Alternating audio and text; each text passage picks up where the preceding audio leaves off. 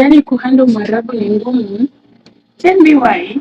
Wakati nilikuja kufanya kazi kwa hii nyumba, weguru wangu aliniambia nisiwahi kula anything without her permission. Ningoje apike anipe chakula yeye mwenyewe. Okay, mimi sikuwa na issue. I was okay with that.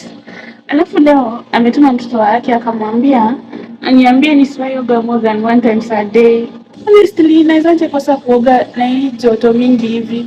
Alafu niko mgonjwa, I must take a shower. Kwanza nikiwa on my period. Lazima nioge na nisipooga bado watasema nanuka. Anataka nini?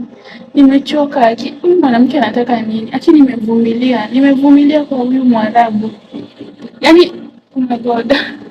I don't know what to do. I'm going to a lot. Si ugonjwa, si Mwarabu kunisumbua akini. God. Why? What did I do? Nimebakisha tu miezi kidogo nimalize contract nirudi kwetu.